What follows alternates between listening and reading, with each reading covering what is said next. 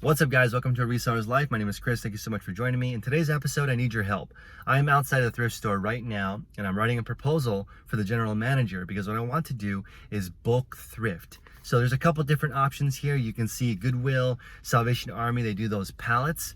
What I'm looking for is to buy bulk inventory from this thrift store so I don't have to come every single day and look through the aisles. I want to be a little bit more efficient, and I want to buy inventory in bulk in the categories that I want. So I've come up with 10 reasons why this thrift store should work with me directly. Let me know in the comment section below if you think these are great reasons or these reasons are whack.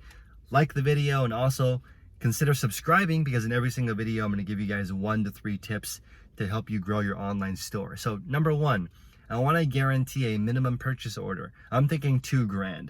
They're only making a few $100s a day, and I want to show them that I'm serious, so I'm willing to make the first order at $2,000 for X amount of stuff. That's to be determined. They can come up with what they think is fair, but I want to show them that I'm serious. In fact, I really only want to deal with around 10 suppliers total for my entire business.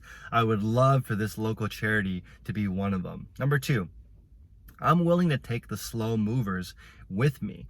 I don't need only the great stuff. If they want to sell me their blankets, that's fine. I'm totally happy to get their blankets and drop it off at a new location or figure out how to dispose of it. Inside the store, they definitely don't have that much room. So I'm hoping that's a really good key point, because I can help them move stuff that takes a long time to sell.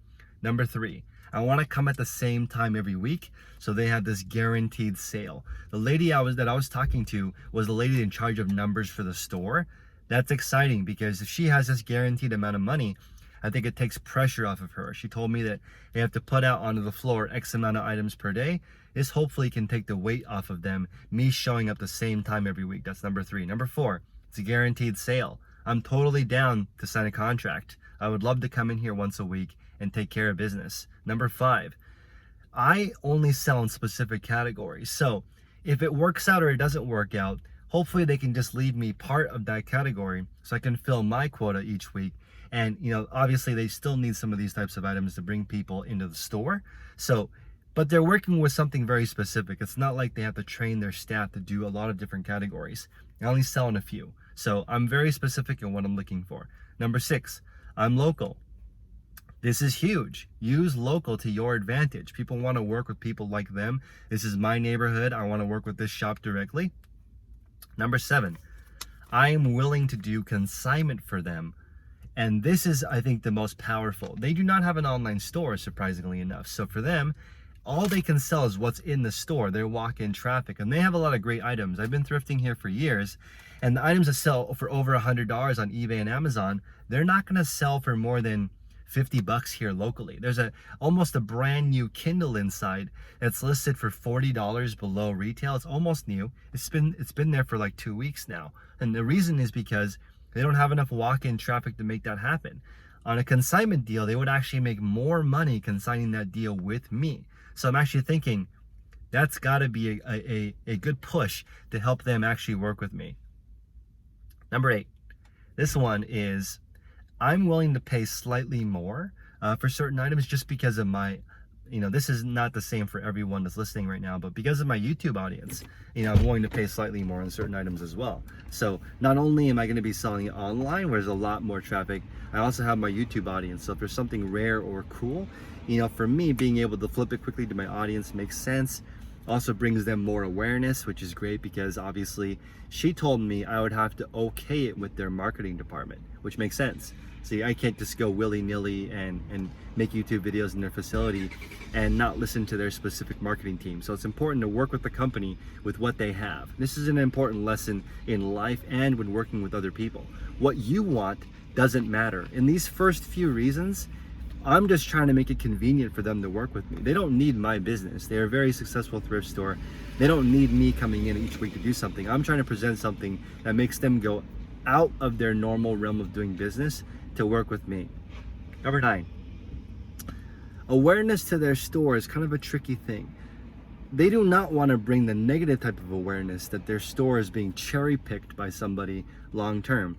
Now, I know that's the case with a lot of thrift stores that I go to. They're definitely cherry-picked, or it's not really cherry picked. It's just that they have an online version of their store. You know, the largest thrift stores in California all have multiple seven-figure, multi-million-dollar eBay stores. One example would be Goodwill of San Francisco. Their store does several $1,000,000 a year. There's also the Goodwill of Orange County. That store does tens of millions of dollars a year. These are gigantic operations, right? So there's an opportunity for us small guys to come into a smaller store and offer that. What if we're the online arm of your local thrift store? That might work out. It depends on how you present yourself. So you want to make sure your store is really solid. It has a lot of items in there. They're presented professionally. You're getting top dollar. This is super important when you're working with a partner, because ideally, what this is guaranteed supply. That's what I'm trying to work out. So I'm talking to everybody on this YouTube channel. You guys know there are 8 systems, right? There are, sourcing, listing, photographing, describing, grading, shipping, packing, customer service, right? All of those except for sourcing, you can teach to a minimum wage worker, in my opinion, except for maybe grading. Grading is maybe a $25 an hour job where somebody confirms the condition and states all the defects, because that person can prevent a lot of returns. They're super worth their weight in gold to find somebody who's really good at grading and describing and putting that information into the listing. That's always worth the extra money because it's going to prevent a lot of returns. That's huge. Okay, number 10. This one I think is pretty unique, and smash the like button if you guys are enjoying this type of content, because I put a lot of effort into thinking about ideas that are going to actually help you. But number 10 is, this charity is not signed up in eBay Partner Network. So the Oakland Children's Hospital has like a massive amount of listings that are already built for it, because that's an awesome charity. In fact, that's the one I'm probably going to support in my store in the future as well, because it's a great cause. Oakland Children's Hospital is a really good hospital. This particular charity though is not listed. So maybe I can offer the service of, look, let me sign you guys up for the eBay charity network. That way other people can do auctions in your name, right? And that might help them attract larger donors and more people to the store, because people who are donating amazing things sometimes are business people and think, wow, if I donate my car to this company, they may not be able to fulfill it and get the most money for it, and they might give that to a different charity. If they can now advertise, we can sell anything on eBay and 100% of the proceeds come to us, that is a leverage tool for them, because now they can sell a lot more expensive items and they can put that out on their marketing. So one more thing that I think is super duper important. When I was doing this, I actually did homework. This is really important because you've only got 1 or 2 shots to make it work. So I found out who was in charge before I came in today. Okay, so the lady's name, I already found out who she was. I found out her position at the company. She's been here for 10 years. Okay, so I know all of this before going in, because it depends, my pitch depends on who I'm talking to.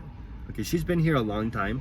She's probably not looking for change. She's probably looking for something that helps the business out and makes it easier, right? So for me, when I look at it, I'm like, okay, what I need to do is make a presentation for her that makes her job easier, hopefully makes the stores more money, although that might not be the #1 priority since it's a nonprofit.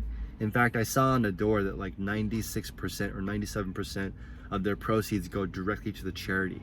That means this is already a very well-oiled ship, okay? Because most charities are not that efficient. You know, March of Dimes is only 10 cents of every dollar makes it to the charity. They spend 90 cents of it operating the charity.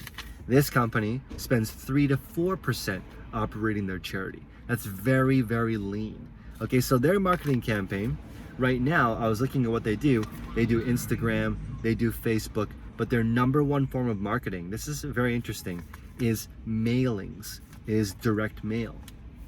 So what that means is they print out hundreds of thousands of flyers. They canvass the whole area around the thrift store and let people know, we're the local thrift store, we support this specific cause, please drop your stuff off here so that we can sell it back to the local community and support this cause. Also, they offer small donation pickup, large donation pickup. So it's important to understand, okay, if I were to step in and be part of their marketing effort to some degree, I have to make sure that I get along with their existing marketing, because I don't want to come in here and basically mess up whatever momentum they've already built. They're already successful. So hopefully this was useful, guys. Smash the like button, consider subscribing.